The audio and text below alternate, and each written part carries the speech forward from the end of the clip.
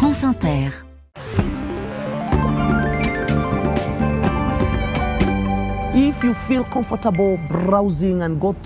C'est d'abord au Kenya que nous sommes, où Meta est poursuivi. Oui, ça fait plus d'un an maintenant que près de 200 anciens modérateurs de Facebook ont lancé des procédures contre la maison mère du réseau social et Sama Source, le sous-traitant qui les employait en raison de leurs conditions de travail. Et aujourd'hui, le Guardian révèle que dans le cadre de l'enquête, 140 d'entre eux ont été diagnostiqués avec un stress post-traumatique sévère en raison de leur exposition à des contenus violents toute la journée.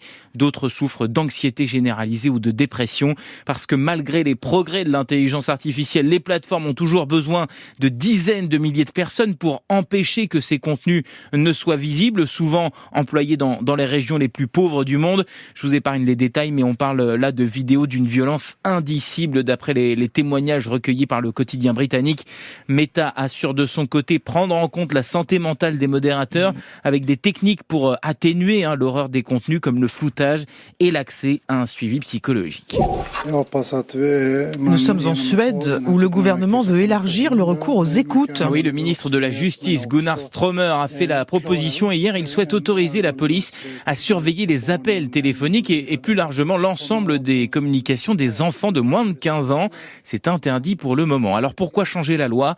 Eh bien parce que les jeunes adolescents sont de plus en plus impliqués dans les violences de gangs en Suède. Les groupes criminels impliqués dans le trafic de drogue engagent de plus en plus de mineurs de moins de 15 ans parce que c'est l'âge de la responsabilité pénale dans le pays. D'après Gunnar Strömmer, des jeunes de 12, 13 ou 14 ans sont auteurs de fusillades ou manipulent des explosifs. Le ministre précise que pour lancer cette surveillance, il faudra un degré de suspicion plus élevé que pour les adultes.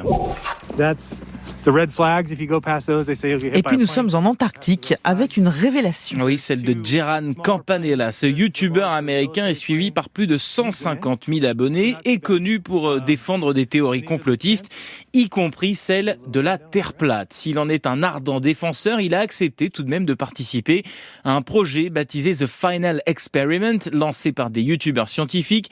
Le but étant d'inviter en Antarctique des influenceurs platistes, comme on les appelle, pour leur prouver que leur théorie est fausse. Pour résumer, les platistes pensent que la Terre donc est plate et que le Soleil tourne au-dessus, éclairant tour à tour chaque continent. Si tel est le cas, impossible donc qu'il fasse jour 24 heures sur 24 au pôle sud l'hiver. Sauf que bingo, notre ami Gerran Campanella a constaté que le soleil ne s'était pas couché de la journée. Sometimes you are wrong. Parfois dans la vie tu as tort, a-t-il reconnu sur sa chaîne YouTube, assumant qu'il risque désormais d'être traité de charlatan par sa communauté. Il dit que oui, il croit les gens qui disent que la Terre est ronde.